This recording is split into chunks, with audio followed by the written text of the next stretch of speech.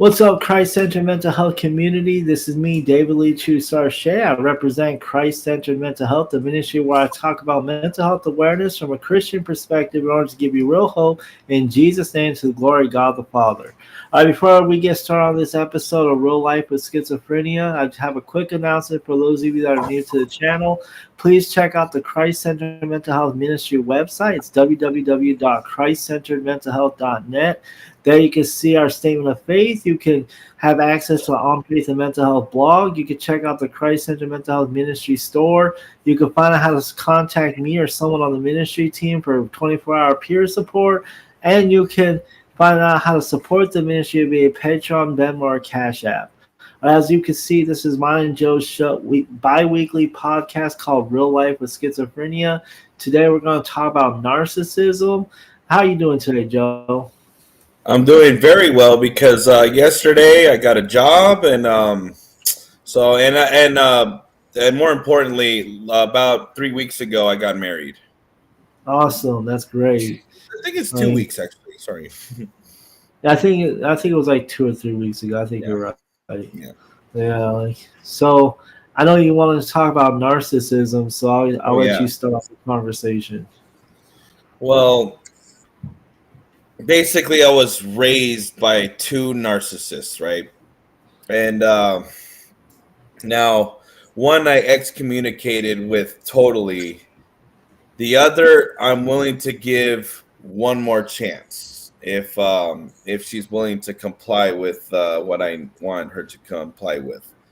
But anyways, what I'm going to get into is like how they raised me. Then like the divorce when I was a teenager and my depression episodes and stuff, how they treated me. And then after I became a man and became like my own independent person and found Caitlin and stuff, how they treated me. Like, I'm going to break it down in those three parts. So growing up, they fought probably, I'll give it a conservative estimate, 85% out of the time of the year, every year. Fighting. Arguing. Back and forth. And, sometimes I would remember my mother saying stuff like, you're going to affect him with this stuff. And, like, he didn't care. And she was like, her thing was like, why can't you just stop arguing yourself to stop the fighting in general instead of, like, having to say the last word, because they both always have to have the last word, in the argument, Yeah. And one of the red flags I noticed from my father early on, like one of my first memories, like there was this movie that we were both into called The Fly, like with Jeff Goldblum. Yeah. And so we were at his friend's house, and he had a kid that was about my age, and we both did an Etch-a-Sketch, right? And I did my Etch-a-Sketch based on a building that looked like a scene in The Fly, like where he did his diabolical scenes at, like this little building, right? And whatever the kid drew, my dad favored that over mine. I made this for my dad, and he was like, the other kid's is better. I like his more. Yeah, that's the first time I was like, whoa, what's up with that? That was like the first red flag I noticed as a child. And he's always basically like that ever since, always choosing people over me, especially my brother, like the golden child, so to speak, because I don't drive and I don't have a kid, and I don't have like a good job. And I always had crummy jobs. And my dad, I think, and also I'm not all white, like I have Hispanic in me. So my dad always kind of treated me like the black sheep, and my other brother, as my half brother, as like the golden child, because there was a time where, I was trying to get my dad to watch a video with me, and it was on a subject matter he would be very interested into. And the whole time I'm laughing at the video, watching it myself, and he's just talking to Matthew the whole time. Didn't even care that I set up the little meeting in front of the couch in the video. He was just talking to Matthew the whole time, And I wrote some notes here about other things. I remember when I got my first depression, and I was living with him at the time. I didn't know what depression was. I didn't know I was bipolar or schizoaffective or anything like that. I just knew I could barely speak. I didn't want to talk to anybody.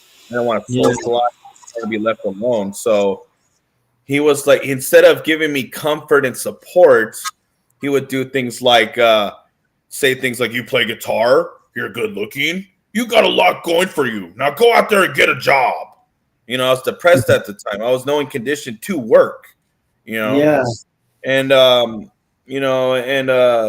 he also said stuff like, "I'm not going to tolerate you just lying around here." And I was depressed, man. And so he was like actively getting me trying to work, and I was going through a paranoid depression at the moment, because like a depression is bad enough, but when you're schizoaffective, the schizophrenia like kind of kicks in, as far as Yeah. my case goes, and they divorced, and then that stuff happened, and then when I became a man, I kind of excommunicated him for a little bit because I learned about narcissism, and I learned about how these people don't really love you. They just love to make you miserable. And, Yeah. so I kind of excommunicated for him. Then for some reason, I decided to let him back in my life, right? And then I saw him on Christmas. He didn't change at all. He was still doing the gaslighting and the criticisms. And I remember one time I brought up a subject, and I started talking about it, and he automatically changed the subject and started talking about something else because I guess he didn't want to hear it or something, Yeah. It's like, what should I be around this guy for, And there was one time we went to his friend's house that lives on another part of the state, and the whole ride, we just reconciled. Like for a year, I haven't seen the guy, and he listened to Led Zeppelin the whole time. Like he hasn't, as if he hasn't listened to that band in his youth thousands of times before. Like every time I wanted to bring up God or Christianity or something like that, he just turn up Led Zeppelin and just not listen to me whatsoever, barely say anything at all. Yeah. He actually apologized for all the fighting him and his mother did in front of his friend. But if he wanted to actually mean that, he would have told me during the car ride privately. He was just trying to look good in front of his friend. He didn't mean what he said. Yeah. It's So, definitely, go ahead. I was going to say, it definitely is common with narcissistic people that they don't want to ever take ownership of their own actions. Oh, yeah. And Right. what broke the straw the camel's back with this guy, after I was already kind of heated how he treated me, during that trip. And then he wanted to go to the dog park with me and my wife. She was my fiance at the time, but now she's my wife now. And we got into a minor car wreck, right? Yeah. And he didn't say he was sorry, and he never does. He got me lost in the desert, in the mountains, in the forest. Never apologizes for any of this stuff. He actually gets mad at me for not helping him the way he wants to exactly and stuff, like as if he's not the one that got me stuck in this predicament in the first place, Yeah. And I've almost died because of him multiple times. Got in some real sticky situations. No apologies. So he texts me back, after he flattened his tire, he wanted me to help him, work on it, right? And I just kind of was like, you know what? I'm kind of hungry. I want to go home and eat, man. And so me and my wife walked home, and he texts me something terrible I'm not even going to mention. And so I said, I would have helped you, but as usual, you didn't apologize, and you swept what you did under the rug. And then I blocked him, and I haven't talked to him since. Yeah. And so I'm done with him. And I didn't mention real major stuff. I don't want him to look too bad, But it's just basically what I dealt with this guy all my life. No love, no empathy, just nothing but criticisms and whatever I'm trying to be into at the moment, he doesn't care at all, but he's always trying to force his stuff on me and things like that, And so that's my father. And my mother, for instance, let me see here. After the divorce, what she likes to do is publicly, I'm bipolar, I'm schizophrenic, I got kind of a temper. And when she treats me poorly in public, I kind of get mad, right? And kind of explode. Yeah. And I think she enjoys it. I think she likes me looking bad and her making look like the victim kind of thing, One time we were at Yeah. Walmart and I had a real heavy product on my shoulder. I was trying to get to the line as quick as possible. And she was like telling my wife, look at this. Look at that. Isn't that nice? And I had to turn around and be like, will you hurry to the cashier, please? And I got upset and I was complaining about it in the car ride back home. And she rides me around, because I can't drive and whatnot. I think she that kind of like is a kind of putting me under her thumb kind of a thing, and she realizes that. But hey, there's Uber now. I don't need car rides from my parents anymore. So she likes to do stuff like that to me, and it drove me crazy. And I was complaining that, so look, she's not even apologizing. She didn't care, Mm. And one thing she did also, she nearly ruined my marriage. She said terrible things about my wife on my marriage day. She was telling my friend, I'm going to call her Catherine, and that's not her name, but she told Catherine that my wife wasn't good enough for me and that she needed to lose weight and she doesn't do anything with her life. And like, I wouldn't mind having you as a daughter-in-law, Wow. terrible things. And then when I heard that, I was like, why should I deal with any of this stuff? I'm my own man. I'm 41 years old.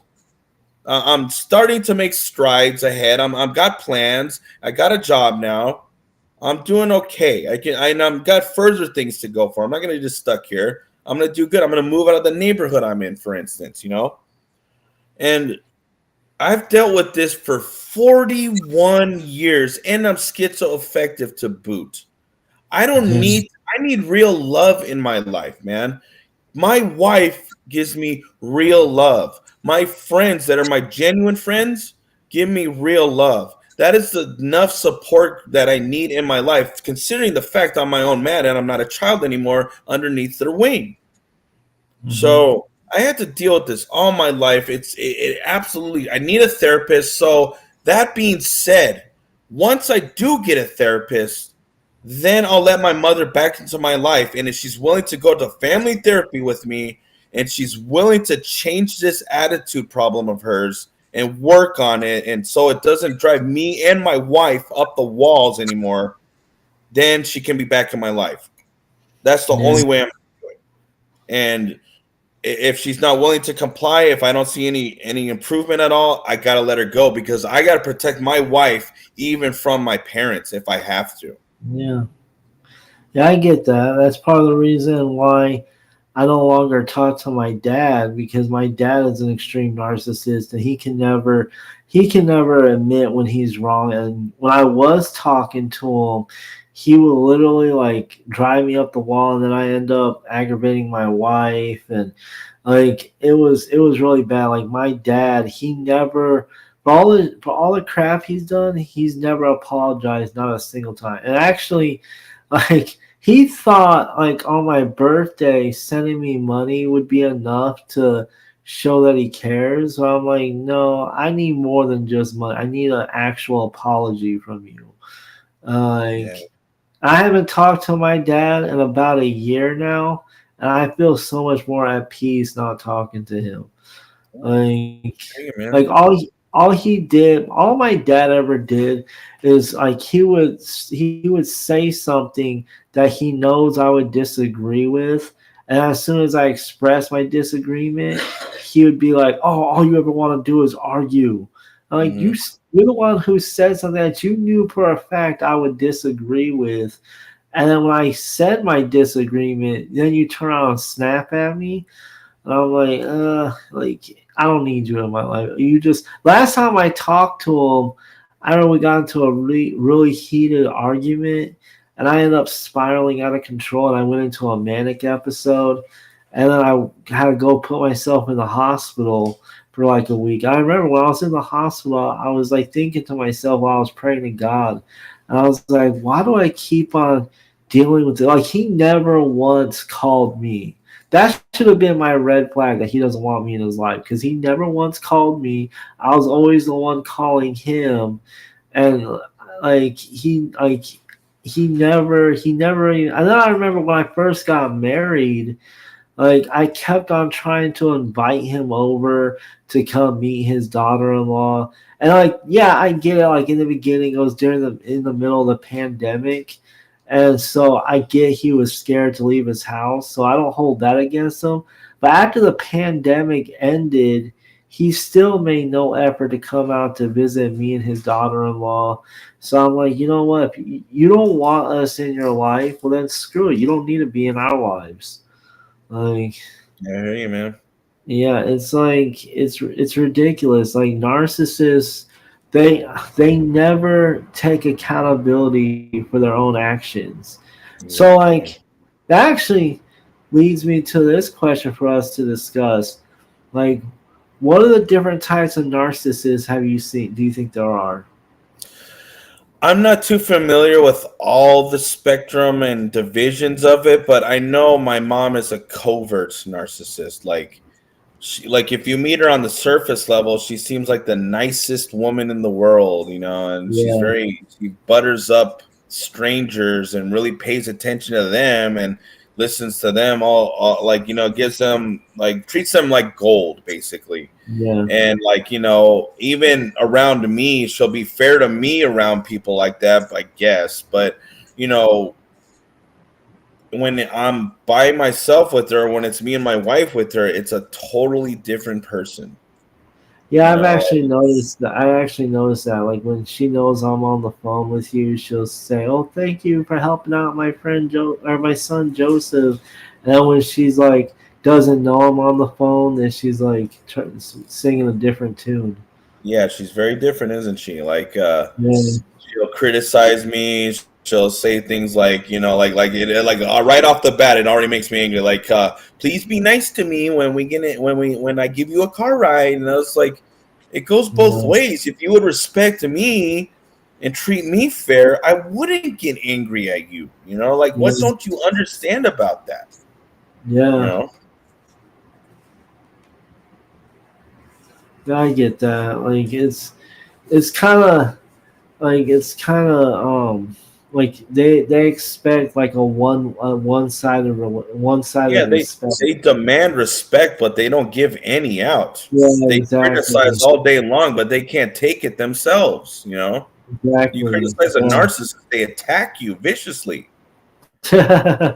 Yeah, I know. I've dealt with like I remember my ex when like whenever I would like I remember if I took too long to text her, like if she sent me a text message and like I didn't text her back right away, like say I'm crossing a busy street and I can't stop to like read her text message and respond until I get Mhm. across the street. As soon as I texted her back, she would start yelling, she would start screaming at me, so oh, why did it take you so long to reply back to me? I'm like, because I was crossing a busy street. I didn't want to get hit by a car. Like, Oh, how dare you, David? That's terrible. You got to text her in the middle of the street, man. yeah, I know, right? Exactly. Like it was like, and I remember there was times where I don't know, like there was okay. So I do this thing every now. I don't know if it's part of my schizoaffective disorder or whatever, but I have this thing where like I space out a lot. Mhm. Like, and one day, like me and my ex were walking through the mall, and I spaced out while we were walking, and this girl walked by in my line of vision, and I wasn't looking at the girl. I was spaced out, and my ex, she thought I was looking at the girl, and she turned around in front of everybody. She punched me in the face, and Ooh, I'm like, yeah, I was like, what the heck was that for? And then. sorry to laugh, but uh, that's pretty terrible, man. Like, Yeah. And then, like, as soon as we got in her car, that's when she started hitting me in the face again. I was like, what the heck? Like, it was horrible. Like, it was like she like isolated me from my friends, from my sisters. Like, cause like anytime my sisters would call when I was on the phone with her, she expect me to ignore my sisters, and then like when my friends tried to tell me there was red flags in the relationship, she took she got me to turn against them. Like she just wanted me to pay attention only to her. So you wanted Uh, total control of your life. exactly, she wanted total control of my life. Hmm. Like it was, I mean, thankfully, okay, so I don't know. I mean, I guess that, well, this is definitely a God thing. God got me out of that relationship, but the way He did it.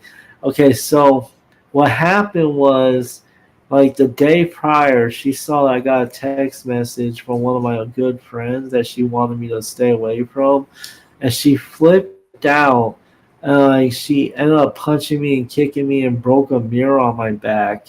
Like and like a couple weeks before that, I was hearing voices telling me to kill her and like strangle her to death, whatever. And I was getting these really vivid dreams of me slitting her throat.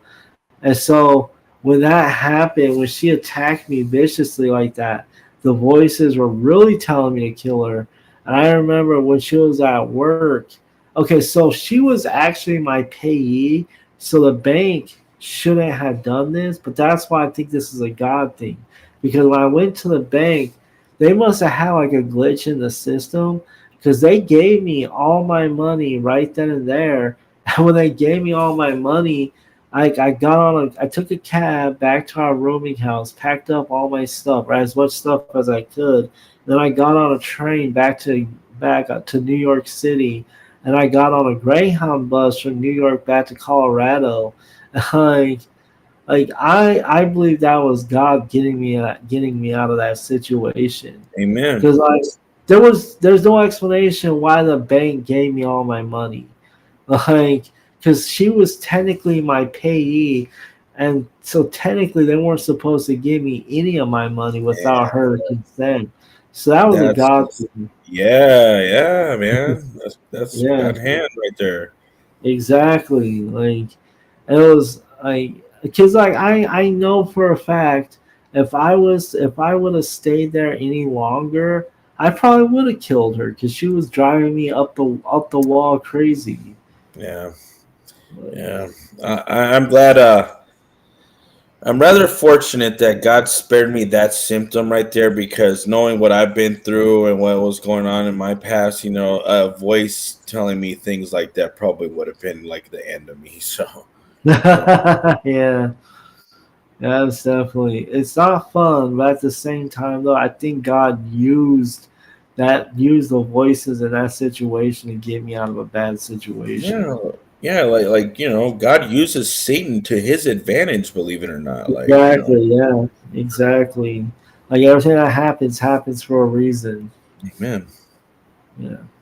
Like I don't know, like I've dealt with this other guy. I don't think I want to mention his name, but like I don't know, he used to like start arguments with me all the time. Like he came up with this idea in his head that he was in a relationship, and like he got mad at me because me and my wife friended her on Facebook. Like he acted like I had a thing for this woman. And I was like, first off, I don't have a thing for that woman. Like I love my wife and only my wife. And second off, she didn't even like you like that. You're just coming up with this in your head that you have a relationship out of thin air. like you're like this guy he acted like he was like the best person in the world, but all he ever did with me was start arguments with me. He drove me back crazy. Wow. I mean, he always thought it was funny to like send crap pics to people, and I told him right away, if you ever send me a crap pic, I will block you in a heartbeat. So he never sent it to me, but like he had the audacity one time to insult my wife. And I told him, I was like, dude, you're lucky you're all the way in Colorado because if you would have said this crap to my face, I would have beat the crap out of you. Like he was also a narcissist because he acted like nothing he did was actually bad. Like he never took accountability for anything he does. He always tries to blame me for everything that happens. Like he acts like he's a good guy and I'm the bad guy. And actually, like I don't know. I think I can't. I don't know. Like he was a bane of my. He was the bane of my existence. Like there's a few other people that I'd rather deal with than this guy. Like and like they're like the other people that I'm thinking about. They're not as bad as him. Like they're not as narcissistic as he is. Like Yeah. I remember one time he told me, "Oh, I took an IQ test. And I scored in the top three projectile rank of the most intelligent people in the world." I'm like, yeah, okay. Like, I find that hard to believe. And he was Like, on Social Security. yeah, he was on Social Security. If he was the top 3% of intelligent people in the world, he would not be on Social Security, for crying out loud. I know, right? He wouldn't. Smart. Wouldn't you have a really good job? I mean, come on. Like, Yeah, no. You wouldn't be living on Social Security. You wouldn't be having caretakers come take care of you. Uh, that's the thing about narcissists, though. They just make stuff up off the top of their head, and they just go with yeah. whatever seems right to them at the time. And if you Like, question, you're the bad guy. yeah, if you question them, you're the bad guy. Like it's like you can't. The thing is, when it comes to narcissists, it's best to just cut them off because when it comes to narcissists, they're gonna keep on trying to manipulate you and trying to get their way and stuff. And like Yeah. it's rare that a narcissist actually admits that they're in the wrong. Well, I'm gonna give my mother one more shot. I'm gonna give her one more chance. Once I get a therapist, because I actually care for her. I actually do. I love you, mother. If you're Yes. listening right now, I do love you. My father, no, I'm sorry, but my mother, I do love. So No, I get that. I wasn't saying that you shouldn't give your mother a chance. I'm just saying, like, cause your yeah, for mother the most actually, part, I agree. That's the best way to deal with these people. Just cut them loose, man. Let yeah, forget about it. There's no you can't reason with these people. yeah. Well, I noticed when it comes to narcissistic people that when you cut them off, they'll keep trying to reach out to you for a while, but then as soon as they come across someone else that they can manipulate and control, that's when they stop trying to reach out. That's what happened with my that I'm pretty sure that's what happened with my ex. Like she stopped messing with me and my wife, and I suspect it's because she's found somebody else to manipulate and control. Yeah, and that's one of the reasons why I'm giving my mom a slight pass and not my father's because my father has another family. He has another Yeah, son. He has steps or son-in-laws, whatever you want to call it. And yeah, does he need me at all? Do I need him? No, he can move on and I can move on. But my mother doesn't have much in her life, so I don't want her. so your mom, she said, "Dale, I'm not going to be watching your show." Joseph's saying that I'm a narcissist. My son, my son is not well, and he needs to get some help. I'm I am disappointed. getting help. I'm going to LifeWell. I'm Yeah, on medication. I am getting help. yeah, You yeah, need to get help. And I'm going to give it for you if you want to. But if you're not willing to comply with me, I'm just going to stay out of your life. yeah, yeah. It's Doesn't matter definitely, if you're disappointed in us. It doesn't matter. We don't care. yeah, yeah. Yeah, I just like that's what I'm saying. When it comes to narcissists, they can never admit when they're wrong. Yeah. Like, That was a perfect example of what you just said right there. yeah, All of that yeah, stuff I complained about in the podcast, she is not guilty about it whatsoever. yeah, yeah. It's definitely it's like when it comes to narcissists, they always gotta blame you instead of taking responsibility for their own actions. Mm-hmm. Like Exactly. it's always oh it's your Oh, fault. it's my mental disorder is why I'm saying this, right? It's not your behavior, mother, right? Yeah. Sure. It's none of your fault. Yeah. And I am getting help. Thank you very much. I'm getting help. Yeah. What do I need help with? Actually, I'm just doing just fine right now. yeah. Actually, that kind of leads me to the next topic. Like we talked about this before, like how narcissists project their problems onto other people. Hmm. Like they, Yeah. like they know. I have suspicion that narcissists actually know that they're in the wrong, but they project their issues onto other people. What do you think about that? Absolutely. Like that was a perfect example right there. I need to get help. I'm not the one that's clinging on to you. You have no leverage. You need to get help, and I'm going to get you a therapist. And if you, well, I don't know. After what you just said, I might not even do it now. Because Yeah, you're not admitting any of this stuff or apologizing or nothing. You just yeah, don't care. You don't feel bad about any of this stuff you put me through. I'm schizoaffective. I don't need narcissism in my life. And if I yeah, have an option to cut it out, I will. After all that stuff I said about what you said about my wife, after all that stuff you've done to me in the past, no apologies. I need to get help? Really? Ridiculous. yeah. No. All right, so I'll go ahead and go into the videos that we have picked out because this seems like a good segue. I'll I'll do the first video that you picked out. Like,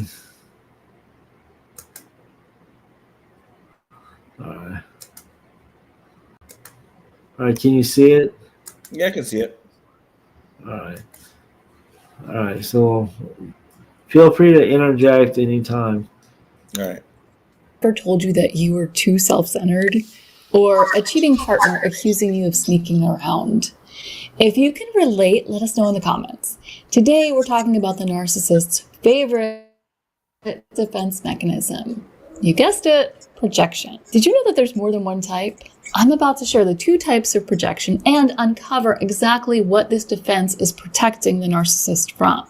They're hiding something even from themselves, and it's probably deeper than you think. Let's get to it.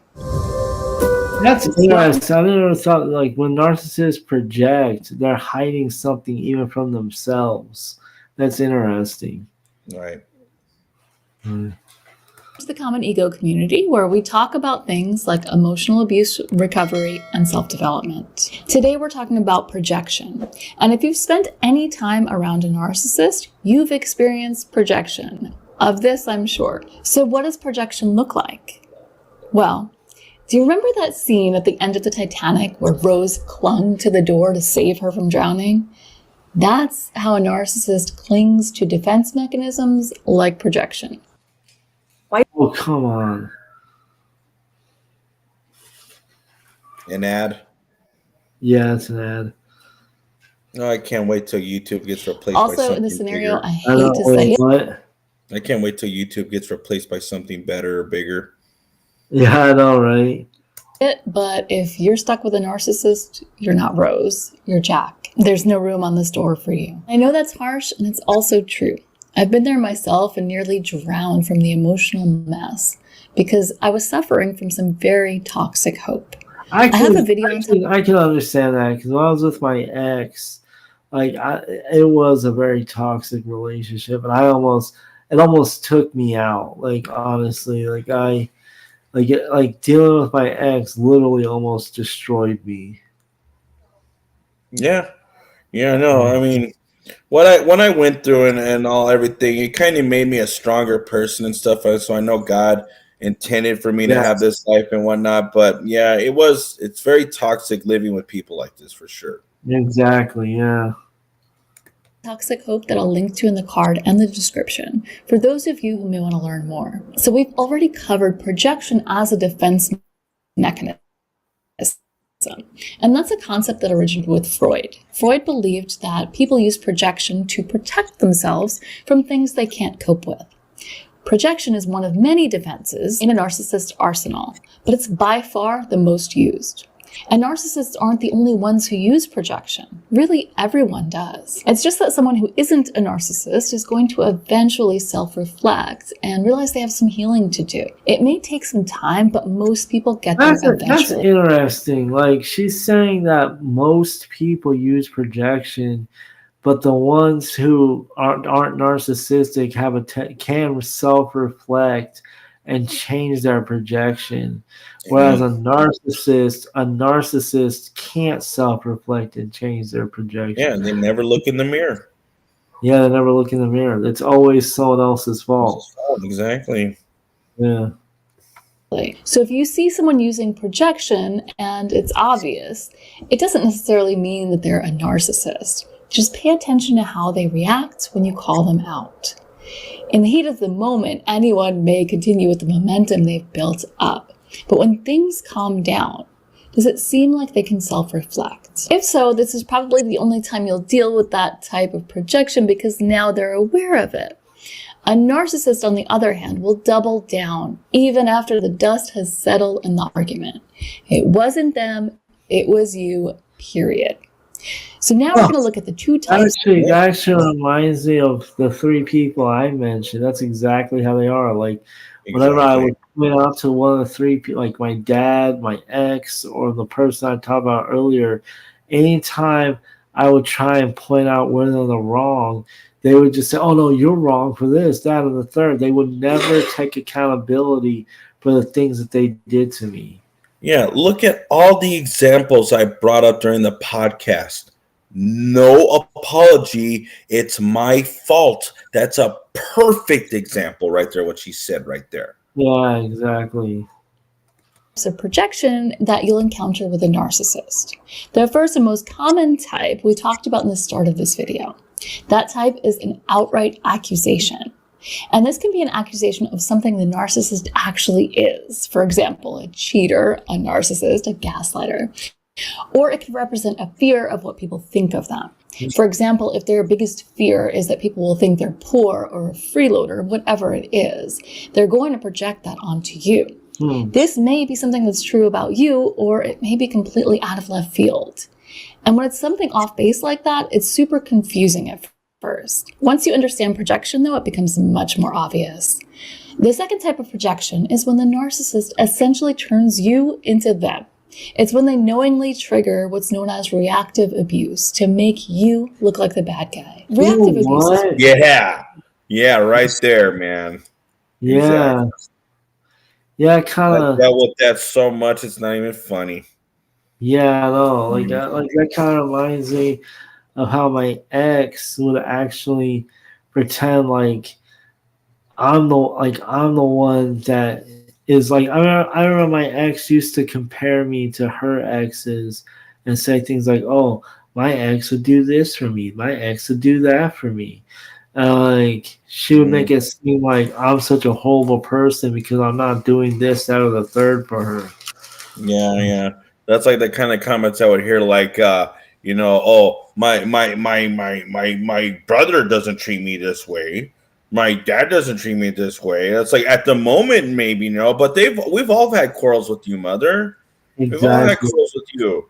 Like at the moment they might be getting along with you, but like you gossip about everybody and you wonder why everyone leaves you. Yeah, exactly. It's what happens when a narcissist pushes a person to the breaking point. We all have one. This is the point where you may act in a way that's completely out of character and it makes you look like the one who's abusive. Oh, come on.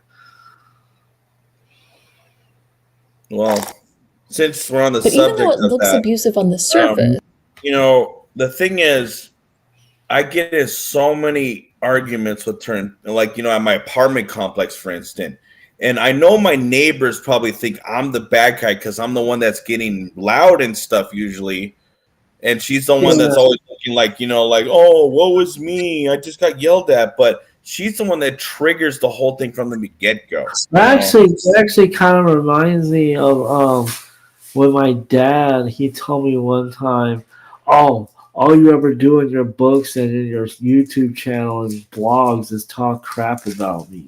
No, Oh, I like, never dude. seen you mention him once in your blogs, and I've read many of them.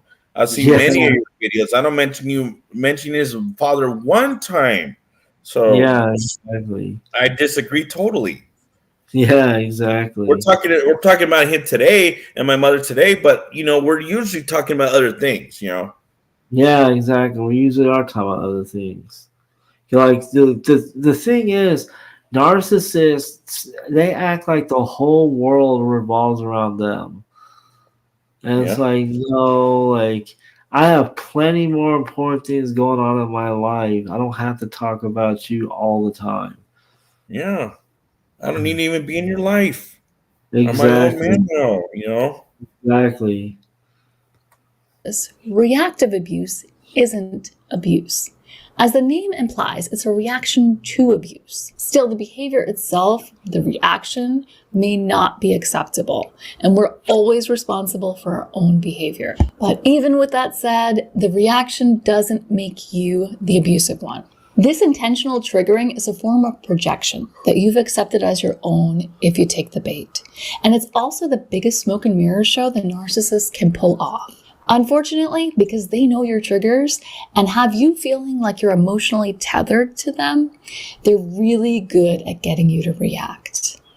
And then, because your reactive behavior is out of character and appears out of control, you end up feeling bad about yourself, don't you? Yeah, that's exact. The last conversation I had with my dad, we got into a really heated argument. I think we got into an argument about abortion, and he knew everybody who knows me knows I'm very strongly pro life, and like me and him got into this really knockout blowout argument, and he started making all these accusations against me, and I knew they weren't true, but it still triggered something in me to make me get really super angry, and I ended up spiraling into a manic episode, and that's what led me into the mental hospital. That's why Like people like us don't need to be around people like them.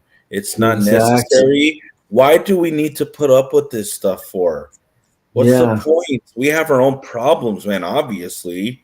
So why should yeah, we tack on theirs for when they're not going to help us at all? exactly right. Like we have our own problems. We don't need them to compound our problems. Exactly. Yeah. That's the narcissist projecting what they feel upon you. So at the surface, the behavior the narcissist is projecting is obvious. They're cheating, so they accuse you of it. They're abusive, so they're masters at creating situations where they can play the victim and point their finger at you. See, I'm not abusive, you are. We know they're hiding those ugly feelings because those parts of themselves don't support that false persona. But like I said earlier, there's more to it than that. It's not just the behaviors they're hiding from, it's the shame they feel behind it all. Shame is the ugly secret every narcissist is hiding, not just from the world, but also from themselves. One commonly accepted theory is that the narcissist grew up being shamed and humiliated by one or both parents, and possibly on the playground too with bullies. They were No, shamed for their that's interesting. Like people that are narcissists, they're hiding behind shame because their parents or their bullies shamed them. I never really Yeah. thought about it like that. Well, it kind of makes sense because I remember my ex used to tell me stories about her mom would bully her or kids at school bully her. So it's like maybe there is a truth to that they are hiding behind a veneer of shame. But It makes sense to me. that It doesn't does. mean they have an excuse to treat people like crap though. Yeah, I know. Just because they had a traumatic past doesn't give them the right to treat people the way they do. Exactly. I Yeah. know my father had like very big ears when he grew up, and then he had them like stapled, so he's probably bullied because of that. And I remember him mentioning that many times. So that's Yeah. probably where his comes from. My Yeah. mother, like he had like a lot of people in the neighborhood gossiping about her and her family because of what my grandfather did and whatnot. So I think that's what it stems from. Stuff like this. That's Yeah, what I in the think so past. too. Yeah. Yeah. behavior, their character, and their feelings. And so they learned at a young age that feelings are punished, yet power and control are safe. So the narcissist never learned the tools he or she needed to regulate those negative feelings. And that's the difference between shame a narcissist feels and shame anyone else may feel. The narcissist literally can't handle it. So they push it down as much as they can, and they cultivate a false persona that's free from shame. But that doesn't work. Shame will. I think that's why I can't prove this definitively, but I think that's why my ex got her master's degree, is because she thinks having a master's degree would hide her shame. Yeah, possibly. Yeah, like, I mean, it makes sense to me. Yeah, that's a good possibility. Yeah. Yeah.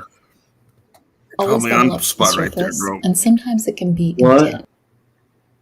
You're probably on spot right there. That's probably exactly. You're probably exactly right. I just gotta plug in my laptop right now because it's about to die. Okay. There we go. I got it. There we go. I'm good. I'm sorry. Yeah, that's what I think. I think, like she said, like narcissists will hide behind, will do what they can to cover up their shame and hide behind that. So, like, that sounds interesting. It does. As adults, narcissists will rage whenever they feel shame. But before and also during the rage comes projection. Consider subtle projection like the narcissist's way of maintaining their shame between bouts of rage. And I think shame is probably the most misunderstood emotion. Some people think it's synonymous with guilt. Some people think it's the same as embarrassment. It is neither of those things. I think here's where we should all stop and give some credit to Brene Brown for shining a spotlight on shame. I love the way she frames shame versus embarrassment, and I think it tells us everything we need to know about this dangerous emotion. Here's a quote. Embarrassment is a feeling of discomfort that often doesn't last very long. What differentiates embarrassment from shame is that when we do something embarrassing, we know we're not the only ones who have done that thing. Shame makes us feel completely alone. And then there's the difference between shame and guilt. Guilt is when you feel bad about something you've done. You recognize the behavior as wrong. Shame is when you recognize yourself as wrong. It's the difference between I did something awful and I am awful. I've actually heard that definition of shame before, and I think it's a good definition. So, like, narcissists, they feel like there's something narcissists, based off of what she's saying here, narcissists do know that they're in the wrong, but they do know that there is something wrong with them, but they try and instead of acknowledging there's something wrong with them, they cover it up and try and like disguise themselves so that people won't see that they're wrong. Exactly. Yeah. And it's very tiresome dealing with stuff like this, man. It just really gets old. Yeah, no, exactly. As likely as the average person to feel guilt or embarrassment, but they very much do experience shame. And because they've never developed the tools to process shame, they treat it as a foreign invader that's threatening their status quo. And what do you do when you're being invaded? You fight. But since they can't fight themselves, the narcissist ends up fighting you. You're the problem, and it's you that should be ashamed of yourself. Yeah. Yeah, that makes sense to me. Yeah, exactly. Like they always like the narcissist, instead of admitting that they're in the wrong, they decide to go to battle with you. Like, yeah, and it's like, man, they're trying to make it seem like there's something wrong with us instead. Other than when I was a small child, bro, like they never really truly loved me. Yeah, I was always looking for it again, but I never got it until I met my wife. Yeah, and I've been the happiest man in the world ever since I met my wife. But before that, I was in a very dark place with these two people, man. I'm glad she rescued me as much as I rescued her. Yeah, that's how I feel. Like I feel like actually, I don't know if I ever told you this story about my ex, but me and my wife we kind of laugh about this. So like I don't know if I told you how my ex's real last name was Pharaoh, and I remember it was kind of funny because like when I was with her, she ended up having a bowel obstruction surgery, and ever since then, she had like these insects that would be attracted to her and bite her all over the place. Uh, and me and my wife were talking. Her last name's Pharaoh, and I was almost like God sending the A plagues plague. against Pharaoh. Yeah. And then what made it even Funny. better was my wife's writing name. Oh, I don't know. Never mind. But yeah, like it was definitely interesting. Like God sending the plagues against Pharaoh to get me Right. away from her. Right. Yeah. In the form of narcissistic rage, and it'll also seep into day-to-day life. If you've ever felt shame, you know that it can be a bit of a roller coaster. Sometimes it's small and manageable, and sometimes it's overwhelming. But you can bet that the level of anger and projection you're experiencing from the narcissist is directly tied to the level of shame they're feeling at any moment. And I can't talk about shame and narcissism without touching on the difference between vulnerable or covert narcissism and grandiose or overt narcissism. We know these types of narcissism exist on a scale, and a vulnerable narcissist may exhibit grandiose tendencies and vice versa. But there's a study that illustrates how the vulnerable narcissist is much more in touch with their shame than the grandiose narcissist. I'll link to it in the description below. And I want to point out that this doesn't necessarily mean that the grandiose narcissist is free from shame, but they're definitely more protected from it. In both cases, if you shame either type of narcissist, expect rage and projection. However, the grandiose narcissist has developed a much stronger false and grandiose self. And you can think of it as a shield of armor. The bullets are still landing, but they don't feel the pain. On the other hand, the vulnerable narcissist, according to research, is much more dependent on external validation.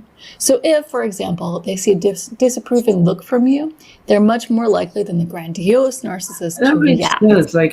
Now that I think about it, I think it's based on what she's saying here about the difference between grandiose narcissists and vulnerable narcissists.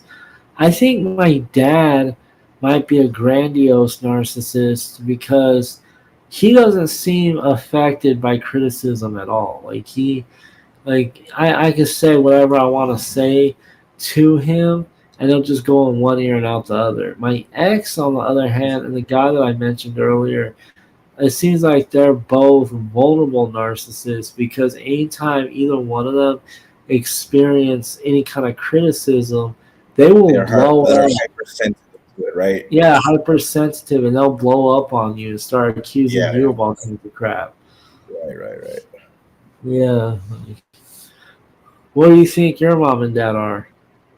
I think my mom's covert and my dad, I don't know. I mean, I'm so distant and far away from him at this point. It's like I just try not to think about it, but Yeah, makes I don't know what sense. to say about him.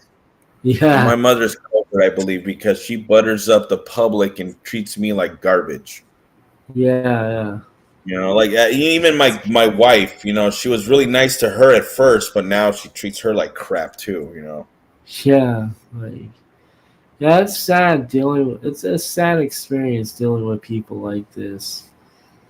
Yeah, I mean, I do have some empathy towards them because of their tragic past and whatnot. But they need, if you want to be in my life, you have to respect me. If you're not going to respect me, I don't want you in my life at all. So if we Exactly. can figure out this problem through my therapy and my therapist, then you can be in my life. But if you don't want to willing to do that, take a hike. Yeah, exactly. And they'll react with projection and possibly rage. The fact that you aren't validating them in the moment is likely to activate their shame. Whereas a very grandiose narcissist will feel like they're flying so high above you, they may not even notice your disapproving glance. They're much better at validating themselves and aren't at all interested in the opinions of lowly beings. If you do activate a shame response in a grandiose narcissist, it will probably look more like annoyance. Like, how could you think you're worthy of an opinion of them at all? And even though what you're seeing is extreme arrogance, in the moment, they are projecting shame upon you. and they're passing it along like it's a hot potato. Have you ever tried to pick up a potato straight from the oven? It hurts, and you want to get rid of it as soon as you can. It's kind of the same thing with shame and other negative emotions. Okay, so now that we've covered projection and the big secret narcissists are hiding behind their projection, let's talk through the only strategy that works to handle it. And that is to refuse the hot potato. Don't accept what the other person is putting upon you, and don't become reactive. I know it's easier said than done. Actually, that kind of goes with what we were saying earlier. The only way to handle narcissists is to not accept what they're trying to hand you. Like, don't let them guilt trip you into feeling like you should listen to everything they have to say. You're you were saying, you're your own man. You don't need to handle you don't need to put up with what they give you. Like, you can, Yeah. like, I've had enough of it. But as you what? I've had enough of it. Exactly. It does, like, the reason why I smoke a lot of cigarettes, the reason why, like, I'm trying to quit, but if I have my parents in my life, it's impossible because they stress me out so much. I have to keep smoking just to get by. Yes. When they're out of my life, it's not so tempting to smoke those cancer sticks, so. Yeah, I get that. you begin identifying projection, it really gets easier to remain calm. Instead of hearing the words as they're said, understand their true meaning. For example, with projection, the translation for "you should be ashamed of yourself" is "I'm ashamed of myself, and I'm subconsciously projecting it on you because I literally can't handle the shame." Just keep in mind that that's a good one. Like, it's like learning how to translate what the narcissist is saying. So, like, if they say "I'm ashamed of you," they're really saying they're ashamed of themselves. I didn't really think I'm about disappointed in, like, how my mother said, "I'm disappointed in both of you," like that. Yeah, she's really saying she's disappointed in herself. Mm-hmm. Like, Hopefully. That's interesting. Yeah. by the nature of projection, the person projecting has no idea what they're doing. The thing they're projecting is something they've buried so deep that they aren't consciously aware of it. And this is how projection gets to you. The person projecting can be so convincing because they really, really believe with the utmost conviction in what they're saying. Above all, when someone is making you feel a negative emotion, recognize that they're putting that on you and remain calm. It's not always projection per se, but if you can stop yourself from being reactive, it'll be easier to see things for what they really are. And I know this can feel impossible at times because along with projection from a narcissist often comes narcissistic rage. And this can be scary and intimidating. I have a video where I talk about narcissistic rage that you'll experience after you've inflicted a narcissistic injury. And if you found this video helpful, especially if you've dealt with narcissistic rage, click the box right here to watch that video. What did you think about that? It's very eye-opening, isn't it? Yeah, it is very eye-opening. Yeah, I had no idea I've heard this word before. I just never really knew what it was, but when I studied it, like the first stepping stone was like, I remember one time my mother dropped my guitar on its surface, like on the string part, and almost broke it. It could have broken the strings and like made me pay for a new guitar, whatever. Yeah. And no apology. She just acted like she did nothing wrong. And I was like, like, Google, what does it mean when someone doesn't feel guilt? And they said they're either a psychopath or a narcissist. And I was like, I don't think my mom's a psychopath. So I started studying narcissism, and it like made so much sense. It's not even funny. Yeah. I get that. Like, it's definitely like, I don't know. Don't you think that narcissism and like antisocial behavior kind of go hand in hand though? No, well, maybe somewhat, but yeah, antisocial people are very violent. Not all narcissists are violent. That's true. That's true. That's a good Like point. antisocial people get their kicks off of hurting people, I guess. Yeah. And narcissists are more about manipulation and whatnot. Yeah, that's true. But they're both personality disorders, though. Yeah, like paranoid or Mhm. there's other ones, there's various ones. So Yeah, that's true. All right, we'll do one more video. okay. Do you want to do understanding the narcissist or 4 types of narcissism? Understanding the narcissist. All right. I guess.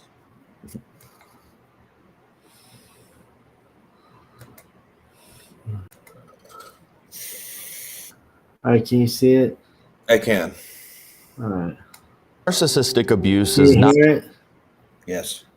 All right. widely understood, yet it is extremely prevalent. So many people suffering from it are suffering in silence. But MedCircle educator and clinical psychologist Dr. Ramani is on the forefront of research and treatment for narcissistic abuse. The pattern of psychological neglect and invalidation that its victims face is difficult to recognize and even more difficult to reconcile. But Dr. Ramani has the education you need to do both. In this series, she shares how to spot the signs of narcissistic abuse, how to help a friend or a loved one suffering from it, how to leave a relationship with a narcissist, and more. In our first session, she unpacks the baseline knowledge you need on narcissistic abuse. Dr. Ramani, it's our favorite topic, narcissism. For those who don't know you, why don't you give them a quick background on who you are? I'm Dr. Ramani Durvasula. I'm a licensed clinical psychologist. I'm a professor of psychology, and I'm an author. And I've actually written a book that's just about to come out, a second book on narcissism, why it's not good for us, how it's hurting our lives, our hearts, our souls, our world. So this next book really takes on the bigger ticket issues of this is everywhere. It's almost as though something seeped into the water supply. It's making everyone sick. And many people say, I don't have someone like this in my life. Oh, yes, you do, because you go to the grocery store, because you get on an airplane. This is happening around you, and even if it's not targeting you directly. That's actually interesting. Like, I kind of agree with this, that narcissism is actually pretty common, especially here in America. A lot of people in America tend to be very narcissistic. I looked something up while we were talking earlier, and I looked up how underdiagnosed is narcissism. I read an article temporarily that said 1% of the population is diagnosed. However, it's one of the more underdiagnosed not mental disorders, but personality flaws in the world. Because they don't want to get help. They're afraid of it. Exactly. Yeah.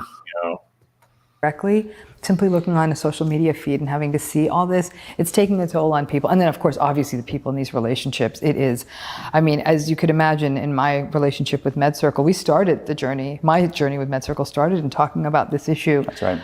I know these videos have gotten millions of hits. I get so many emails every day. This is a problem all over the world. People are suffering. Yeah. This is a rallying cry for me. This isn't okay. So I've really devoted my career at this point to this. What I think is happening is that people are finally understanding what it is they've been dealing with. Yes. Because when I first sat down with you, I was learning about narcissistic personality disorder and traits of narcissism. And then I was able to see in my life where that was showing up. Right. Where before I would have said, oh, this person just rubs me the wrong way. But now I have understanding behind it. And that understanding allows me to cope with it. It does, but I have to tell you. I can relate to that. Like before I realized what narcissism truly was, I used to think, oh, well, maybe this person just doesn't get along with me.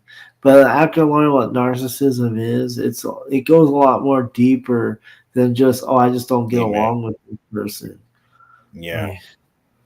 Because they're so double-sided. You wonder why they don't treat you the way they treat strangers and whatnot. But it's a problem, man. It's not like it seems like I would be under the estimation that everybody somehow, some way deals with this one way or pattern another. of grief. Yeah, that's true. You see in people who say, what is this? I feel like I'm going crazy. Oh, that's what this is. Oh, it can't change. Oh, come on.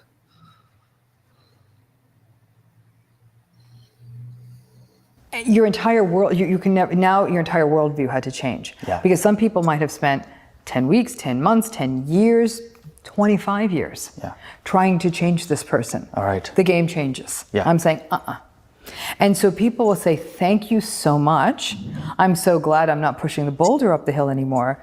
And then they see the pattern for what it is. You can't unsee the pattern. Mm-hmm. And it not only makes them, it fills them with, again, sometimes grief, regret, and then they have to turn their game around, right? They can, there's skills we can share with people on how they can manage this.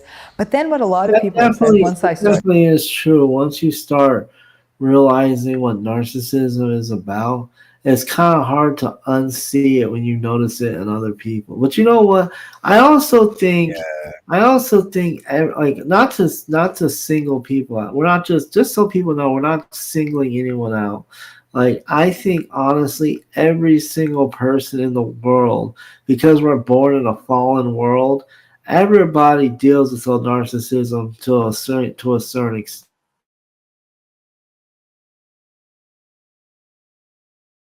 Like I think it's a normal condition Yeah. of fallen for us to think more highly of ourselves than we ought to. I think people might throw the word around a little too much, like, oh, this person is that person. But there are people out there that genuinely have the actual, like, Yeah, diagnosis. And, it's really, really hard to live with someone like that. And it's terrible. I think it's just I thinking think about it's it makes I me think sad, it's worse. I think it's worse to live with someone that has narcissism that they don't want to acknowledge than it is to live with someone who has narcissism who admits they have narcissism. But that's very rare when that happens. It's possible, like they're capable of doing it, but it's not Yes. easy. And Mhm. if my mother isn't willing to actually do that, I can't. I got to protect my wife from her, man. So Exactly. Yeah. Start seeing this, I can't not see it. And it makes people more discerning in terms of how they let people into their lives. I'm going to, personally, I've been more than once called out as like, oh gosh, you're really hard on people. And I notice you distance from someone right away. And I'll notice everyone else giving that narcissistic person a chance. So in essence, enabling that person, giving them an audience. That was big. Giving them a chance, in essence, enabling them. maybe she's That's saying good this because is if a we were talking about mistake, what I'm enabling a doing. What? Maybe she's saying it's a mistake what I'm trying to do, But Yeah. the thing is, I care about my mother, though. I still Yeah. do. No, I get So it. Yeah.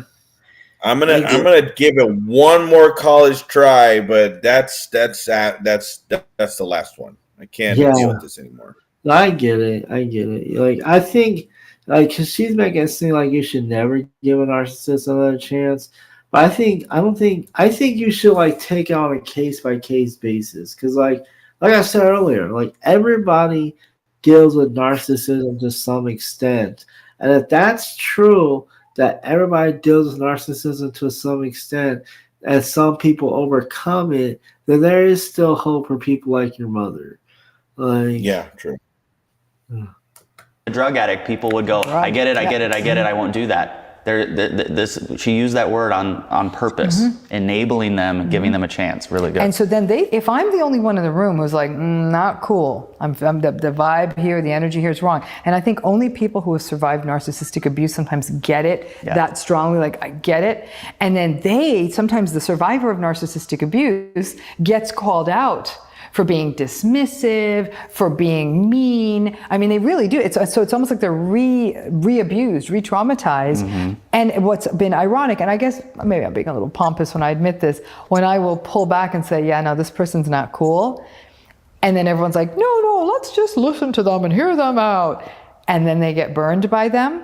And mercifully, these people call me back. They're like, you were right about that one. I said, you could have saved yourself 6 months and a lot of money. Absolutely. Yeah, like I kind of wish, like I was telling you earlier, like I realized I put up with my ex for 10 years. And like the reason, what helped me to realize that, like, because I remember the first time I met my ex, it was when the Flash TV series first came out. And like I didn't dawn on me until one day I was watching TV and it said something about the Flash's 10-year season finale was coming up, and I was like, "What?" I was like, "You mean to tell me I was dealing with my ex for the past 10 years?"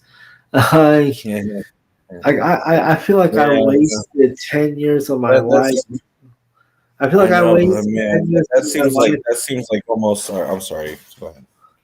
Yeah, I feel like I wasted 10 years of my life on a woman I should have never even been with to begin with. Yeah, Like, but like I was about to say, like 10 years compared to 41 doesn't seem that bad, man. Like, yeah, I know. but yeah, at the same time, she really physically abused you. My parents never did that, so I can give them credit there. Yeah, I get that. But still, like 41 years of dealing with their abuse is a long time. Yes, it was awful, man. This series is all about narcissistic abuse. We've talked about narcissistic personality disorder, but this is really for the people who are in an abusive relationship. And this can go beyond just romantic relationships. This can be friends, family, bosses, etc. What is what is a narcissist?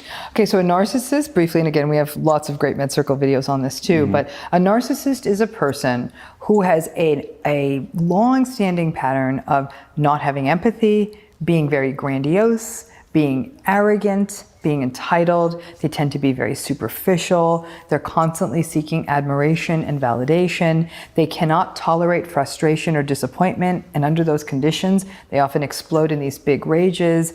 They tend to be very dishonest. They can often be very controlling. Now, to get a holistic view of a narcissist, though, not all of them look like the big, pumped up, grandiose, like, here I am, I'm so great. There's also a flip side to narcissism, which is that very covert, vulnerable side. And these are people who they tend to be very resentful, sullen, angry, mopey. They feel like the world's not fair. They feel the world's not just. I never got my chance. I was one of the great ones.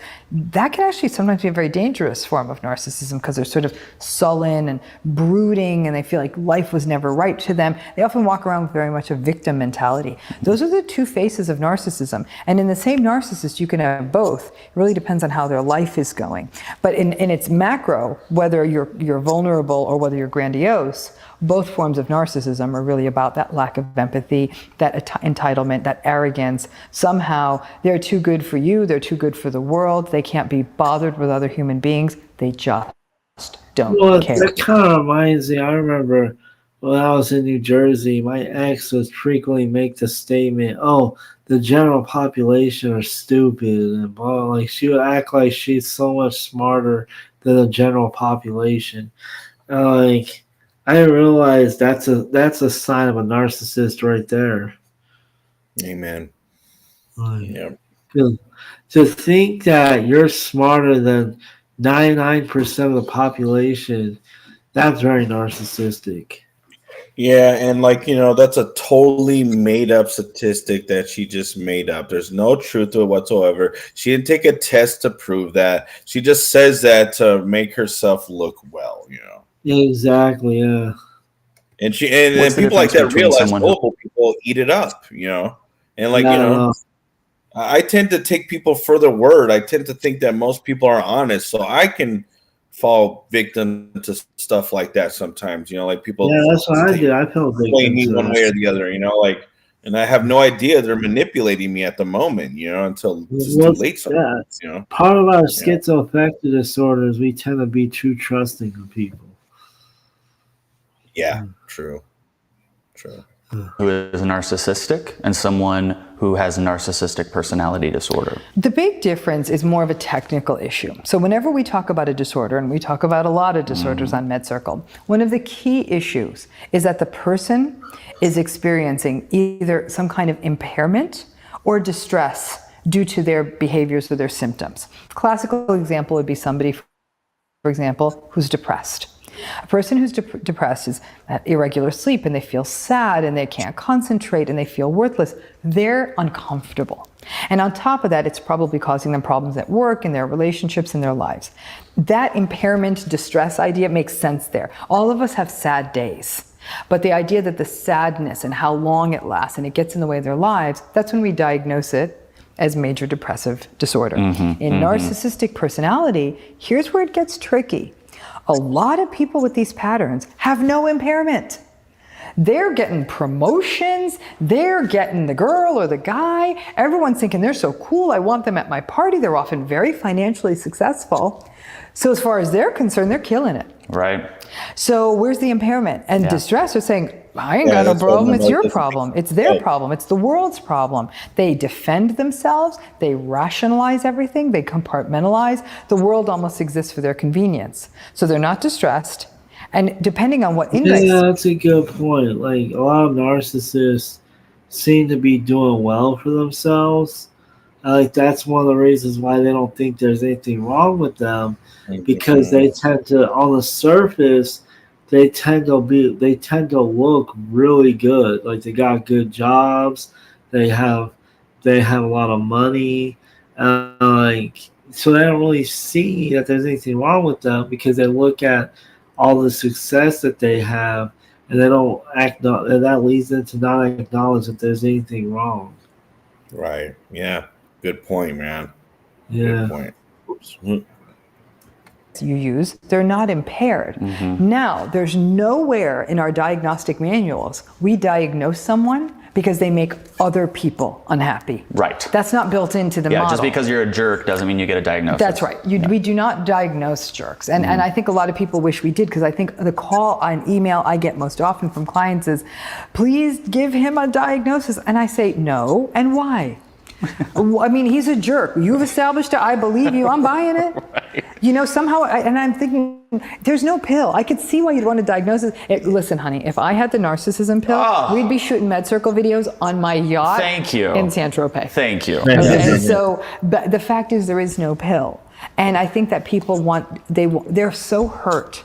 They want this to go away. So narcissistic personality disorder, we only see it in maybe 1 to 5% of people. Narcissism, I'm willing to tip that number over 50% at this point. 50%. Wow. So narcissistic personality disorder is 1%, 1 to 2%. But narcissistic personality disorder, she's willing to say, is about 50 over. No, she said narcissistic personality disorder. Narcissism. But narcissism is over 50% of the population. Yeah, Wow. that seems like that's a fair point, actually. Yeah. Yeah, exactly. That is a fair point. I really do have to say, I think it's starting to feel like a coin flip. Maybe I'm wrong. I have to say, like in my inner circle, it's not You at live all. in the capital. I live in the capital. True, that's Los fair. Angeles. And 50% is a bit much. You're catching me on a bad day. But Bro. A lot of narcissists in LA from what I've heard and been told. Yeah, no. I don't mean to disrespect Los Angeles or nothing. I'm just from what I've heard. Yeah, no. I know what you mean. Because I've had a lot of friends watch your series on narcissism or your mini videos. And a lot of them text me and they go, oh my gosh, I think I might be a narcissist. And I go, why do you say that? And they start explaining why they What? Oh, I just yawned. I didn't say anything. Oh, okay. think that. And I go, that you're not getting it then. Yes, and you know what? Some people watch those videos and they say they're a narcissist, and they're kind of right. They'll say like, yeah, I don't want to listen to other people's problems. I can't be bothered. And I'll want to get to the core of what is this contempt about and frame it for them. Do you realize that the core of intimacy and the core of closeness is sometimes you listen to things, maybe you're not fully plugged in, but you care about them as a person. So listen, if some narcissists are unearthing their narcissism, great. It becomes a teaching point. It becomes a self-reflective point on whether they're hurting other people. I've worked with lots of narcissists in therapy. I can only get them so far. I can only get them so far. What is narcissistic abuse and why do narcissists abuse? Okay, so narcissistic abuse is not a well-articulated phenomenon. Those of us who do talk about it haven't even come up with a standardized definition.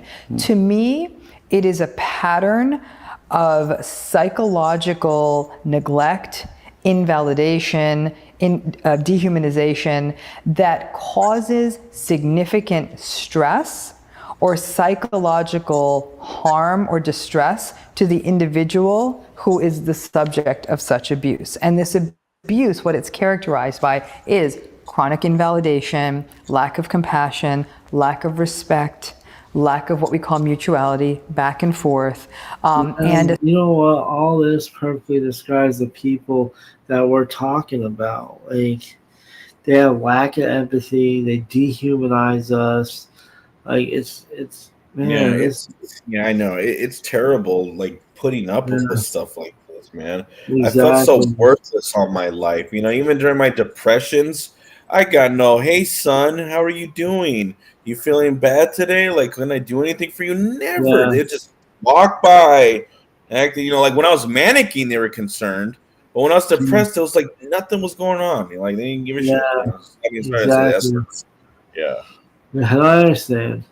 There's sort of a cold indifference to on the part of the narcissist to the other person. Like I said, it's not a truly well articulated phenomenon, though a lot of us talk about it. That's sort of what it looks like. And people who are on the receiving end of narcissistic abuse, at the most severe, some of these clients, I think they look like they almost have post-traumatic stress disorder. Right. At the less severe end, you see people who are full of self-doubt, anxiety, they don't feel good about themselves, they worry a lot, they feel hopeless, they feel helpless more than anything else. And all of those patterns make them less efficient, and less able to get through their day-to-day lives. It hurts their relationships, it hurts them at school, it hurts them at work. So if anything, while the people who are narcissistic aren't experiencing the distress and impairment, the people who are experiencing their abuse are. So why do they do this to people that they say they love and care about? When you ask that question, Kyle, it gets at two complicated things. Number one, what is love? We don't have time for that. And we do and we don't. 'Cause I think that's the key. Because a lot of people say, he says he loves. Bro? Christians know what love is. Yeah, Christians know what love is, but I don't think unbelievers know what love is. They don't. Yeah. Me.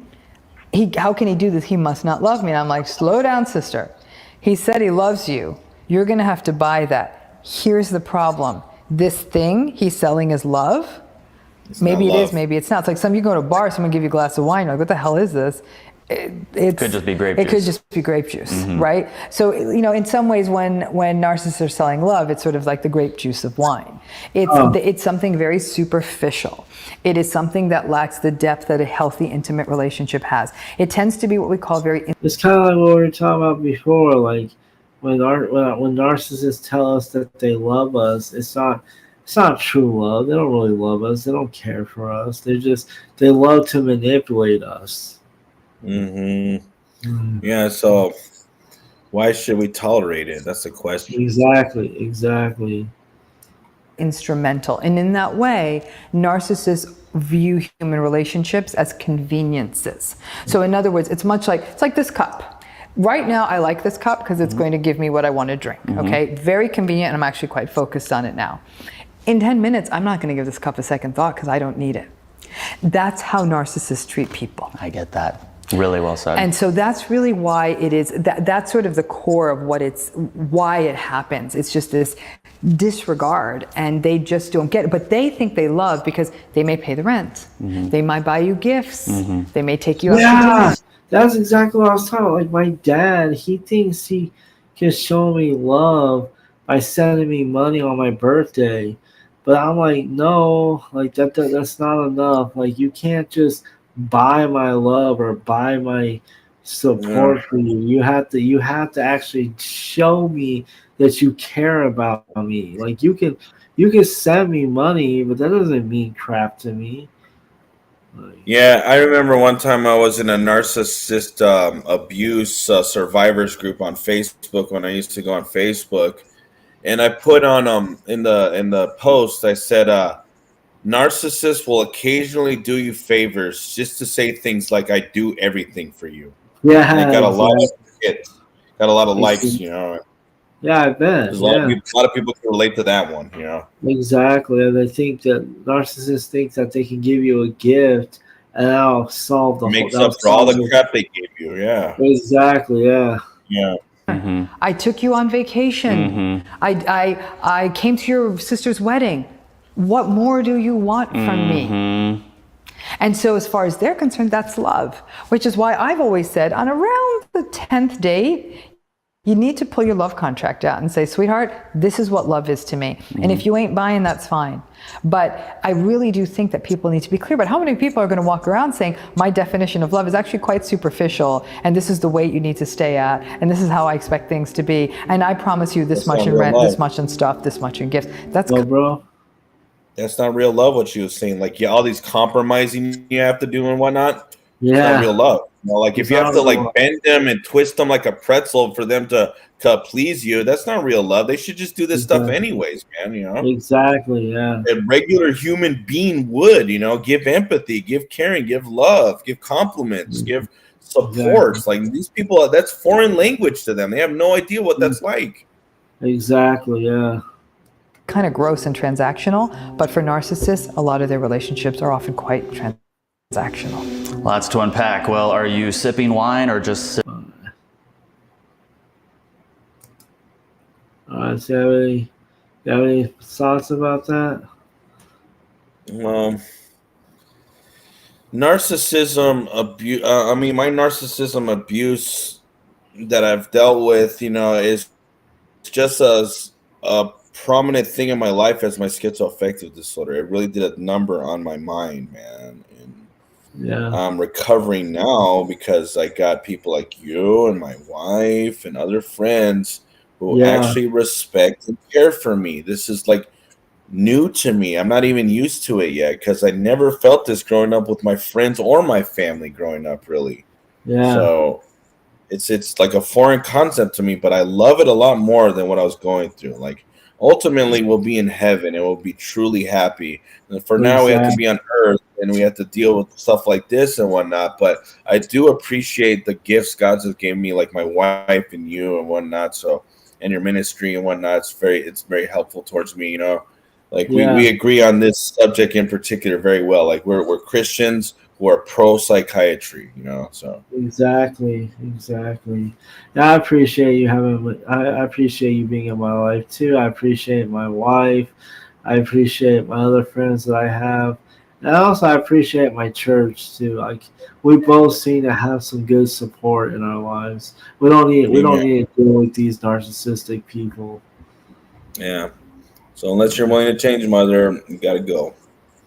Yeah, exactly. You know, be a therapist for us, and if you're willing to show up, I'm not gonna let you ride me there. I'm gonna show up there myself, and you're gonna go there myself, and we're gonna just be with the therapist and until I see something change. I gotta go. Yeah, exactly. I get that. And I'm like, you know, I'm not trying, right? You know what? Just so we know, just to put out there that these people, like, we're not against these people that we say are narcissists. And actually, I do want to put out there, like, I care for my dad. Like, I care for that one guy I mentioned. I don't care for my ex only because she put me through so much. But at the same time, though, I do pray for these people. And I do hope that they come to faith in Christ and that I don't wish any ill will on any of them. I'm pretty sure you don't wish any ill will on your parents either. So it's like I do care for these people, and I think the best thing we can do for these narcissists in our lives is to pray for them and hope to God that that Jesus finds them. So that's how I feel about it. All right, well, thank you, Joe, for joining me for another stream on Real Life with Schizophrenia. And if you guys want to, the link to his channel, Christian Comedy and Debate, is in the description box below. I thank you guys for watching this stream. I thank you guys that are going to watch the playback to this stream. And please, if you've been blessed by the Christ Center Mental Health Ministry, please consider supporting the ministry either through Venmo, Patreon, or Cash App. And for $5 or more Patreon pledges or $10 or one-time donation of $10 or more to Venmo or Cash App, I'll send you a few copies of my book for some of my books as a token of my gratification. And also, please stay tuned for our next episode of Real Life with Schizophrenia, We're going to talk about anxiety disorders. Have a good night. Yeah, there we go. What? Oh, there you go. That sounds interesting. Yeah. All right, have a good night, everyone. Stay strong in the Lord, and God bless. God bless.